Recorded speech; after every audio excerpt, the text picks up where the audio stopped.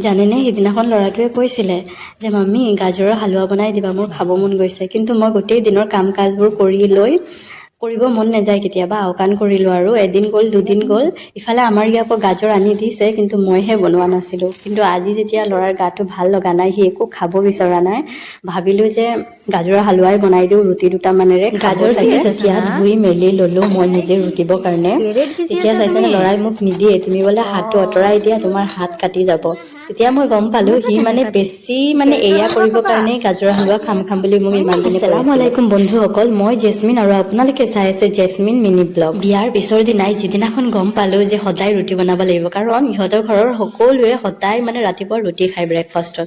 আৰু আমাৰ ঘৰততো মাহত এবাৰ বনায়, তেতিয়াও মই মাৰ ওচৰত কেতিয়াও নাযাওঁ, মায়েনো কেনেকৈ ৰুটি বনায় ধ্যানেই দিয়া নাছিলোঁ। কিন্তু এতিয়াতো ভালকে ফচিলোঁ। তেতিয়া কি কৰে জানেনে, মহাশয়ে আটাৰ ডোটো বনাই দিয়ে। মই ৰুটিটো বনাবলৈ চেষ্টা কৰোঁ, কিন্তু কি হয় জানেনে, ৰুটি তাতে অসমৰ মানচিত্ৰ জিলিকে, কেতিয়াবা ভাৰতৰ মানচিত্ৰও জিলিকে, কাৰণ ইমানেই বেকা তেৰা তিনিচুকীয়া হয় নহয়।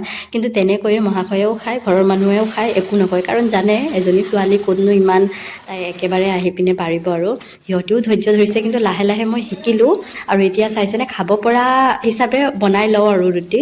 আৰু মহাশয়ে কেতিয়াবা হাঁহে মোৰ ওপৰত, এটা সময় জেচমিনে একদম বনাবই নোৱাৰে, ৰুটি জ্বলাই পেলাই, আৰু এতিয়া পাৰে বুলি। আৰু মোৰো ভাল লাগে, যিয়ে নহওক কামবোৰ শিকিলে ভাল লাগে। আগতেতো চেষ্টাও কৰা নাছিলোঁ, কিন্তু এতিয়া শিকিবই লাগিব। যেতিয়াৰ পৰা এজনী মাক হ'লো, তেতিয়াৰ পৰাই জানেনে খোৱা বস্তুবোৰ ভালকৈ বেছিকৈ বনাবলৈ মন যায়।